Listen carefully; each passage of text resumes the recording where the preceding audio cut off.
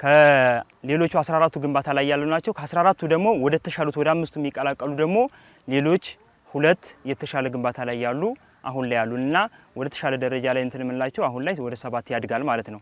ይሄን ስንል ሌሎቹ ግንባታ ላይ ያልገቡ ሁኔታዎች አሉ። ሌሎቹ ከ13 ውስጥ 6ቱ ወደዛ ወደ 7ቱ ወደዛ ውስጥ ሲገቡ ሌሎች 6 ደግሞ ወደ ፕሮሰስ እያደረጉ ያሉ አሉ። አጥር ማጠር፣ ስቶር እና ሌሎች ስራዎችን እየሰሩ አሉ። 23ቱ በአጠቃላይ ወደ ግንባታ ያልገቡ አሉን።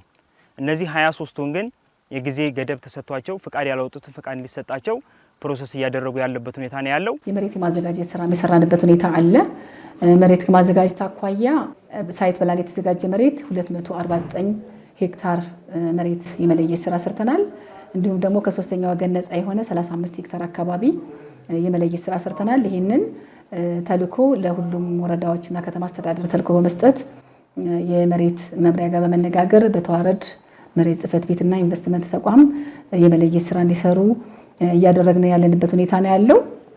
ለዚህ ይህን መሬት ከማስተላለፍ አኳያ ባለሀብቱ ባወጣው ፈቃድ መሰረት አምራች ኢንዱስትሪ ላይ ፎከስ አድርጎ እንዲሰራ እየሰራን ያለንበት ሁኔታ አለና በትኩረት መሬት ወስደው አጥሮ ማስቀመጥ ሳይሆን በተሻለ ሁኔታ ወደ ስራ እንዲገቡ በፕሮጀክት ፕሮፖዛላቸው መሰረት ደግሞ በተቀመጠ የጊዜ ገደብ በሁለታቸው መሰረት ውጤታማ ስራ እንዲሰሩ እናደርጋለን ማለት ነው።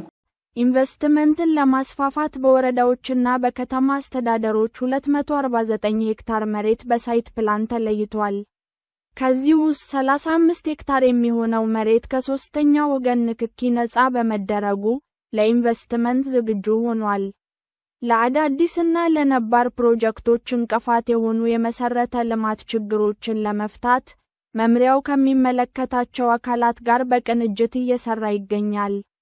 መንገድ ችግር ያለባቸው 19 ፕሮጀክቶች ተለይተው ከእነዚህ ውስጥ የ8ቱን ጉዳይ ከባለድርሻ አካላት ጋር በመነጋገር መፍትሄ ተፈልጓል። የኤሌክትሪክ ኃይል የኃይል እጥረትና መቆራረጥ የነበረባቸው 18 ፕሮጀክቶች ተለይተው ችግሩ እንዲፈታ ተደርጓል። የውሃ አቅርቦት እጥረት የነበረባቸው 9 ፕሮጀክቶች ተለይተው ከውሃና ኢነርጂ መምሪያ ጋር በመቀናጀት መፍትሄ የመሻት ስራ እየተሰራ ነው።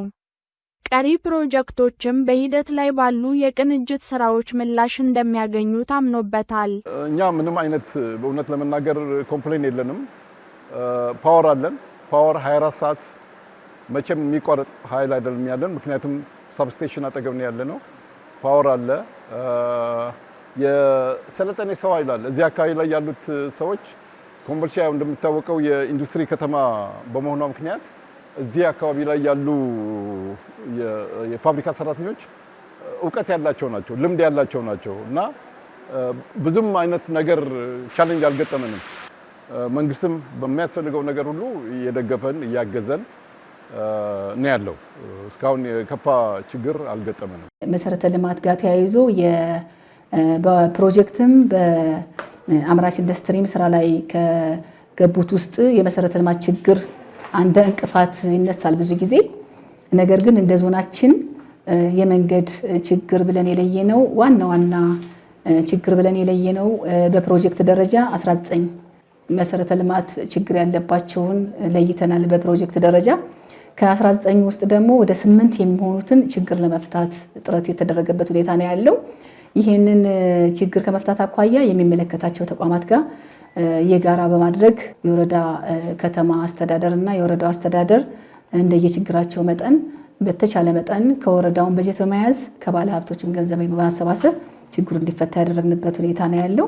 የመብራት ችግር የኃይል ማነስም ችግር ይገጥማል። አንዳንዴ አምራች ኢንዱስትሪ ላይ የኃይል የማምረት ስራ ከመስራት አኳያ ሌሊት ጭምር የሚሰራበት ሁኔታ አለ።